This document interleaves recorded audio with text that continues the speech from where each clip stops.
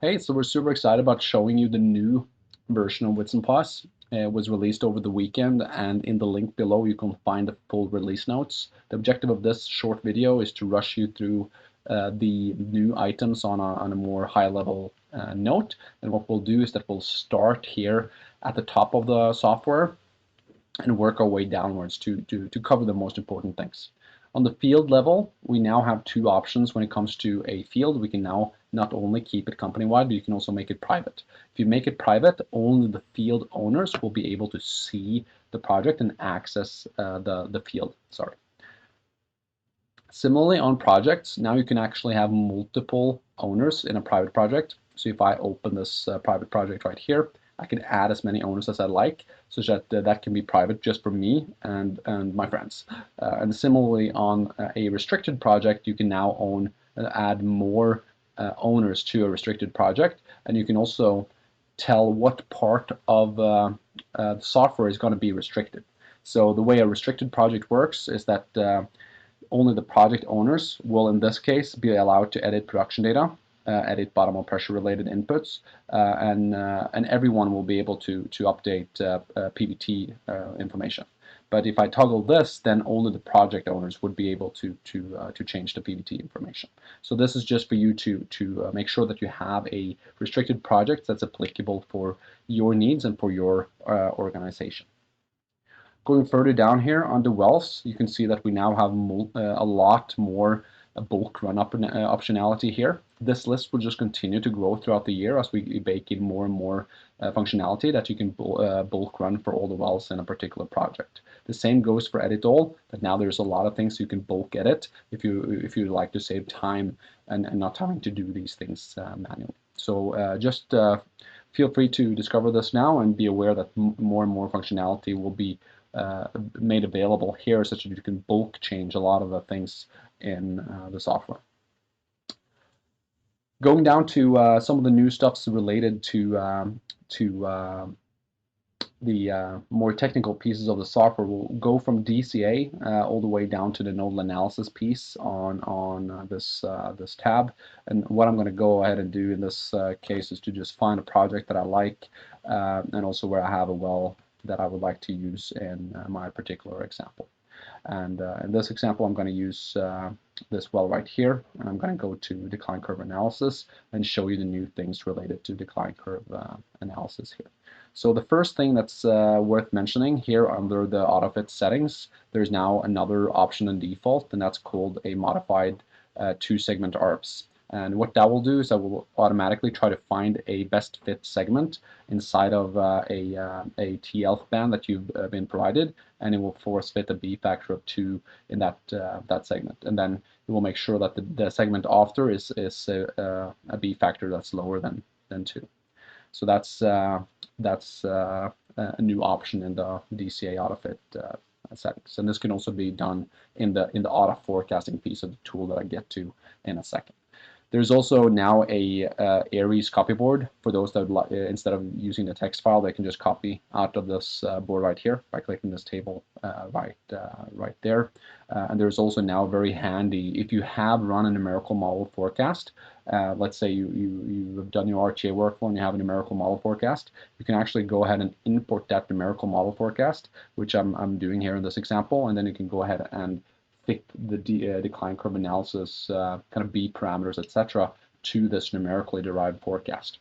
So that's a new handy feature that's made available here, trying to make it kind of full circle with reserves and whatnot. On the bottom of pressure front, that's probably one of the most exciting things from the last release to this release, is that the bottom of pressures are now 30 times faster. So that's more than an order of magnitude faster. And just to exemplify that, I can just take a simple or make a simple change here, such that every single data point will have to be now recalculated for all of the 4 different correlations. So here it's over 1,200 data points for 4 different correlations, and everything is done in 1 to 2 seconds. Before, everybody knows that that could take almost 18 seconds for this type of data set. So that's just amazing. Another thing we've added to the bottom hole pressures is over here to the side, This has been there for a long period of time that allows you to plot the actual rates. And this goes back to the Steve Jones paper where you could go in and say, okay, I'm seeing hydrocarbons on this day. What is the calculated bottom pressures that day? I'll use that as my initial reservoir pressure guess. Now we also have another option, which is this option right here, which is primarily maybe relevant if you're seeing hydrocarbons from day one. So there's no like flow back period with only water and then hydrocarbons are being observed. And this allows you to then use IPR analysis to these data points right here to try to estimate a reservoir pressure. So I'm just using the lasso fit here. If I click save, this number right here will be used as the initial reservoir fit right here. This was actually something that was talked about and discussed at Whitcon last year, and we're very happy to implement this on request from the clients. Excellent. Going further down on the flow material balance, there is one kind of big thing from last time is that now we have this integral symbol here up to the right. That's just applying a lot of the same concepts as with the pressure integral, or just in RTA if you use the RMP integral, and it's only the main objective is to reduce the noise. So if I click this, the so-called MFMB integral, there's more information about that in the manual, will be calculated, and it reduces a lot of the noise, but all of the same things apply. So you should be able to get the same slopes and whatnot, but it's a little bit easier to interpret. Over to Analytical RTA, we've implemented something very similar there. So now we have in both classical and fractional RTA the option to toggle on the integral calculation, and that will just run the RMP integral. That's all given in Chris Clarkson's book, and also in the PNR plot it's plotting 1 over the RMP integral. And as you know, integrals are used to reduce noise, but also it will then automatically also reduce the signal. So you can actually go ahead and apply a derivative on the integral if you like to be fancy, but that's maybe for a later discussion. The other thing we have now is the opportunity to lock the origin. So if you lock the origin like this, then you'll basically say that the fractures are infinite conductive, and you can just move your slope like this. On the numerical RTA side, there is a big speed improvement, but except for that, most of the new numerical RTA related items we'll actually save for the next release. That'll be very, very fun. But for now, I'll talk about some of the new things in the numerical model.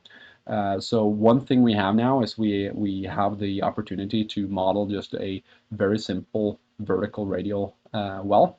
And that will allow you to, for instance, model saltwater disposal wells. And actually model water injection into the software. So then you just pick this option right here, and under the well control you pick water injection. But for the numerical model, when it comes to more new items, a AutoFit feature is coming just around the corner. But we've added a lot of new things when it comes to the probabilistics workflow. So I'm going to go over there to this piece right here and open the probabilistics card that we see right here.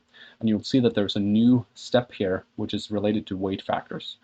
So now you can actually go, you're running everything Monte Carlo, and you can actually go ahead and set the weight factors on and off to define a error function, and then you can say here if you put in a error number that you don't want to use any values that doesn't fit the historical data, worse or worse than 10%, defined as this error. You define this error as you like.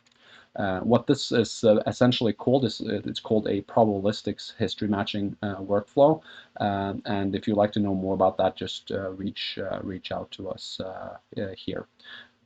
You'll also be able to get the top 10 cases that you can copy into a sensitivity type of activity as well if you'd like to do that. Also related to this and the upcoming AutoFit feature, you can actually go into the historical data here and then set more individual weighting points, whether you want to weight it high or not weight it at all in the historical data part of the probabilistic runs. Great. The new thing on Node, that's actually where probably there is most new functionality in this release. So earlier we only had the IPRs and BLPs in this view right here, but now we have two other brand new features here. A gradient calculation that kind of gives you the snapshot in time of delta P's throughout the wellbore, and also a gas lift optimizer feature that allows you to take a data point and see, okay, if I increase increase or decrease the gas lift rate a given day, can I actually produce a lot more oil that day. If you're interested in knowing more about this, reach out to my colleague Graham Helfrich, and we can set up a course or an intro video to these new features. Excellent. The second to last thing that we're kind of very excited about is going more down to these features over here. One thing you'll see is that we just renamed the Multiwell ECA feature to auto forecast because yeah, a lot of people thought that the Multiwell ECA just meant that we did DCA on a bunch of wells together, but it's actually an auto forecasting tool that allows you to run single well, DCA fits for all the streams automatically. So we just changed the name of that guy. And I also thought to just show you a very important new aspect here, because now you can basically decide and create multiple sets of auto forecasts. So I can go in here up to the right, add a new set, call this Matthias, and say, okay, I would like to use all of the middle Bakken wells up here in a group and run the multi-well DCA on that data set. Then I can append that in a Typewall workflow, for instance. So that is a new big thing, that you can actually save and have multiple of these auto forecast sets here saved and also potentially shared with other people. So you could go in here and say, okay, I would like to share this with one of my colleagues, so you can have multiple owners here if you like to keep it private. But you can also make it company-wide. And that's very nice, because then you're able to see, okay, what did I do last quarter when I auto forecasted these 3,000 wells type of thing, and what has changed from that time to now. Similarly, on the Typewall front, it's exactly a very similar work step here, where you can save a given Typewall. So I can go in here and say, okay, I would like to add a new Typewall. I'll call this, example 1 through 3. I can add as many owners as I like, and I can also go in and group those wells together if I would like to use the same group. And then I'm off to the races running the general Typewall workflow that you all are, at least if you've used it in Whitson, you're familiar with how that works. You can go ahead and change the different settings and what you want to plot on different axes. You can append forecasts if you have that available, and then you just go ahead and do a best fit of the Typewall.